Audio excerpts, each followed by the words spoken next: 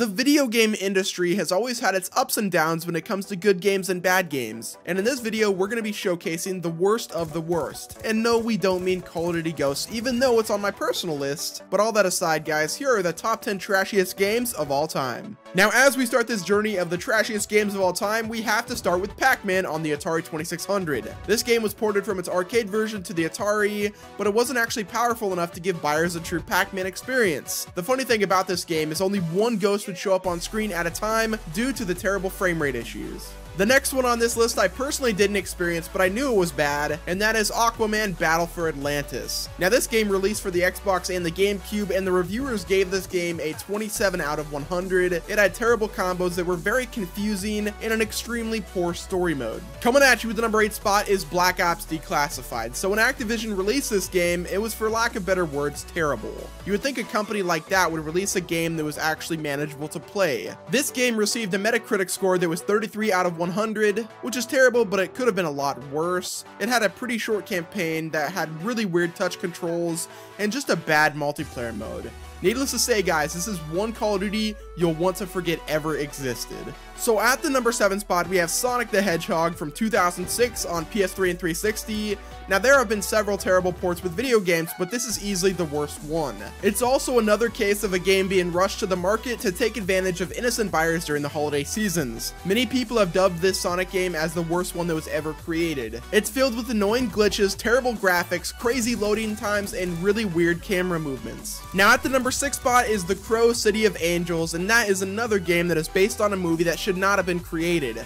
This game loosely follows the plot of the film, and its score at game ranking sits at a terrible 23.5 out of 100. I don't know where the 0.5 came from, but the gameplay was very slow, and the load times were even slower. So we are now at the top 5 trashiest games of all time, and at the number 5 spot is Batman Dark Tomorrow. And it's not really hard to believe that a Batman game is on this list, because many developers have tried and failed to release a fully functional and fun Batman game. The reviews for this game were so harsh that the PlayStation 2 version of this copy was cancelled before it's released. It's almost like every Batman game is destined to be dead on arrival. This game had so many weird camera movements, repetitive tasks, and horrible gameplay.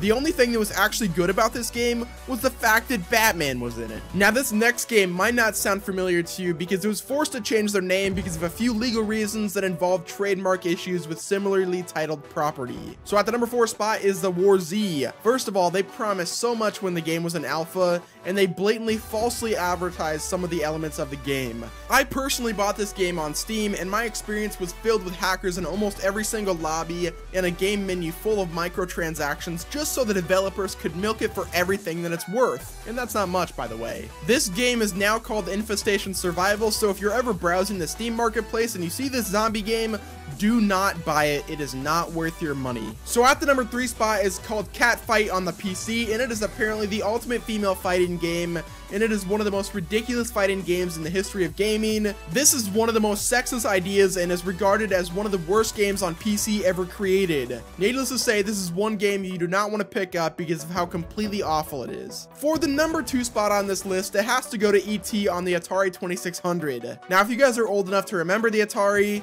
then you'll know that they were a powerhouse similar to Microsoft and Sony. They were also known to create some really terrible games, and this is probably one of their worst examples. Now, this game was created in 5 weeks and it was heavily rushed so it could hit the shelves for the holiday season. The graphics were completely terrible and the gameplay was so bad you didn't even know what you were doing half the time.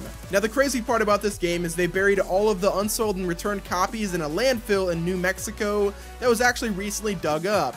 And hopefully it gets buried back again because the world does not need E.T. back on the market. Now for the trashiest game of all time, and the number 1 spot on this list easily goes to Superman on the Nintendo 64. Now I actually remember playing this game when I was younger. It's a pretty vague memory, and that's most likely because of how terrible it was. Now this game was based off of the critically acclaimed TV series, but once again it is the complete polar opposite in terms of quality. The gameplay was very poor, with missions that were so repetitive that you could easily fall asleep playing. And to top it off, the controls were very still and the graphics were just awful. It's safe to say that Superman 64 is the trashiest game to ever be released up until now. All we can really do is hope that game developers actually learn their lessons about releasing horrible video games, but I'm not gonna hold my breath. that pretty much wraps it up for this video, guys. If you could do me a favor and hit the like button, and if you've not yet subscribed to myself and Cast Plays On, be sure to click the link in the description or the annotation on the screen right here. Thank you guys all for watching. I hope you enjoyed it, and until next time, this has been your boy Nemo, and I'm out. Peace. Bring the madness.